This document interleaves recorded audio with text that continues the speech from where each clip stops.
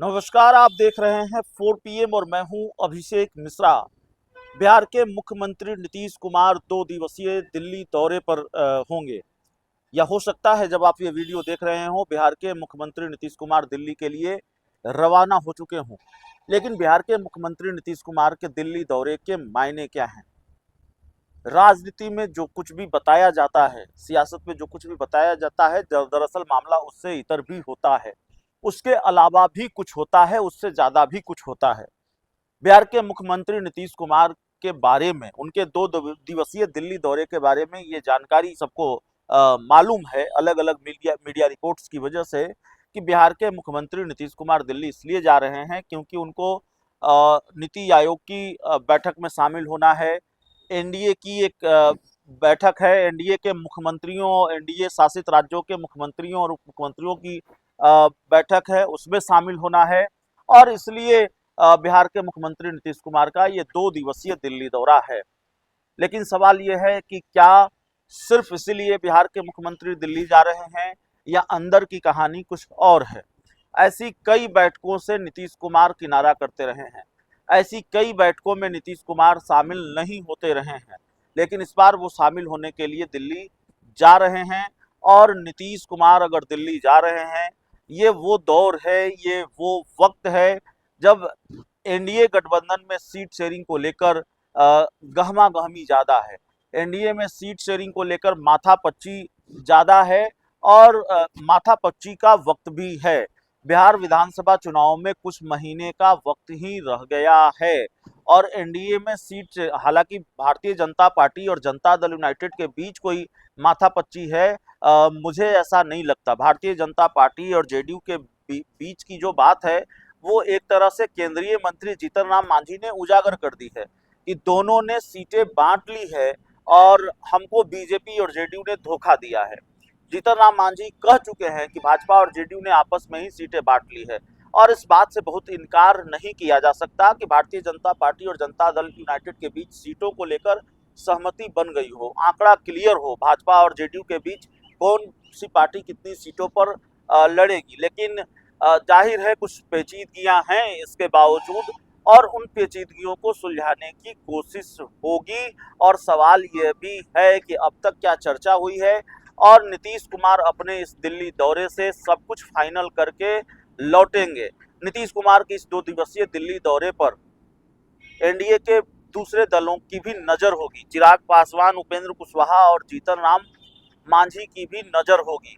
वो नजर इसलिए होगी कि आखिरकार नीतीश कुमार क्या फाइनल करके लौटते हैं और क्या सब कुछ तय हो जाएगा। क्योंकि सवाल नीति आयोग की बैठक का नहीं है, सवाल एनडीए शासित राज्यों के मुख्यमंत्रियों और उप मंत्रियों की बैठक का नहीं है, बल्कि खबर यह भी है कि कुछ सीक्रेट मीटिंग भी मोदी, शाह, नड्डा के साथ अमित शाह की हो सकती है, जो खाली सीट शेयरिंग को लेकर होगी, जो बिहार विधानसभा चुनाव को लेकर होगी, एनडीए के अंदर जो पेचीदगियां हैं उसको लेकर होगी।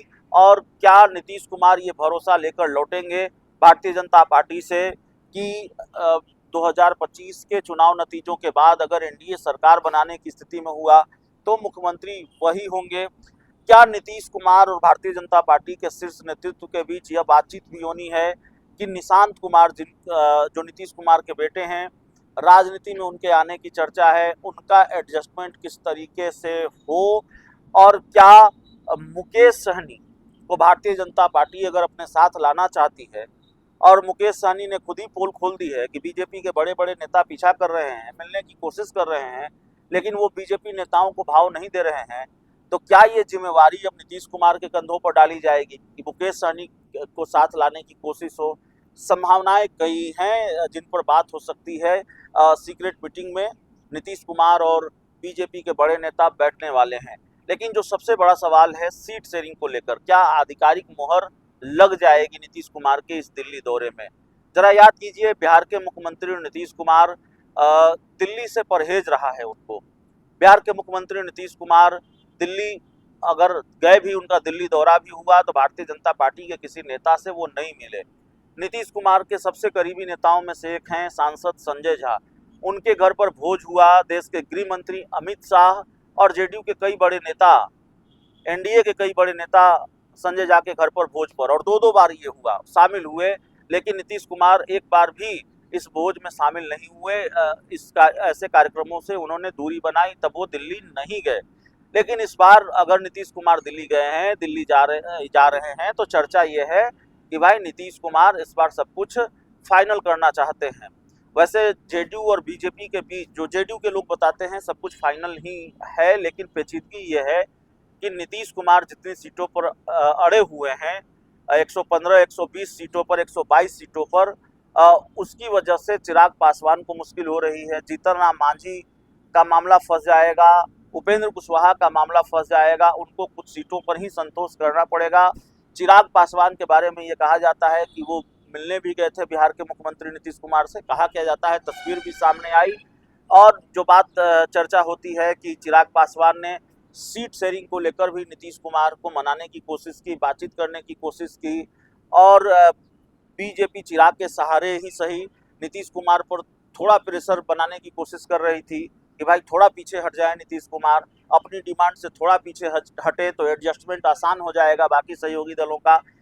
जेडीयू ने क्लियर मैसेज दिया, जो बात हम आपको लगातार बता रहे हैं कि जो बाकी सहयोगी दल हैं, चाहे वो चिराग पासवान हो, जीतन राम मांझी हो, उपेंद्र कुशवाहा हो, उनके एडजस्टमेंट की जिम्मेवारी भारतीय जनता पार्टी के है। उनके एडजस्टमेंट की चिंता जेडीयू क्यों करेगी, जनता दल यूनाइटेड क्यों करेगी। और जेडीयू ने यह भी मैसेज दिया है कि हम कोई बड़ी डिमांड आपसे नहीं कर रहे हैं और हम कोई नई डिमांड आपसे नहीं कर रहे हैं, हम आपसे वही मांग रहे हैं जो 2020 के विधानसभा चुनाव के वक्त हमारा आपका समझौता था। सीट शेयरिंग का जो फॉर्मूला था, हमें 122 सीटें मिली थी, भले ही हमने उनमें से 7 विधानसभा सीटें हिंदुस्तानी अवाम मोर्चा को दी थी, तो वही फॉर्मूला फिर लागू होना चाहिए। आप हमको उतनी ही सीटें दीजिए जो हमको पहले मिली हुई थी। और ये सारी चीजें हैं जिस पर बातचीत हो सकती है, और बातचीत हुई है, हो सकती नहीं है, बातचीत हुई है। लेकिन क्या ये मान लिया जाए कि जब नीतीश कुमार अपने दिल्ली दौरे को खत्म कर बिहार लैंड करेंगे तो जेडीयू और बीजेपी के बीच सीट बंटवारे पर आधिकारिक मुहर लग चुकी होगी, भले ही उसको लेकर आधिकारिक ऐलान हो या न हो, भले ही उसको लेकर आधिकारिक ऐलान में देरी हो। और अगर जेडीयू पीछे नहीं हटी अपनी डिमांड से, या नीतीश कुमार पीछे नहीं हटे अपनी डिमांड से, 110-15 सीटों पर वो जेडीयू अगर चुनाव लड़ेगी ही और इस पर मुहर लग जाती है, तो फिर सवाल यह है कि चिराग पासवान को 15, 20, 22 सीटों पर ही समझौता करना पड़ेगा। उपेंद्र कुशवाहा और जीतन राम मांझी को मनाना तो फिर भी बहुत मुश्किल नहीं है भारतीय जनता पार्टी के लिए। 5, 7, 8 सीटों पर दोनों सहयोगी दल मान सकते हैं, अगर 1 दर्जन सीटों में दोनों को निपटाया जा सकता है। फिर चिराग पासवान के लिए 20-22 सीटें ही बचती हैं, 25 सीटें ही बचती है। सवाल यह है कि क्या चिराग पासवान मान जाएंगे। बहुत बहुत धन्यवाद।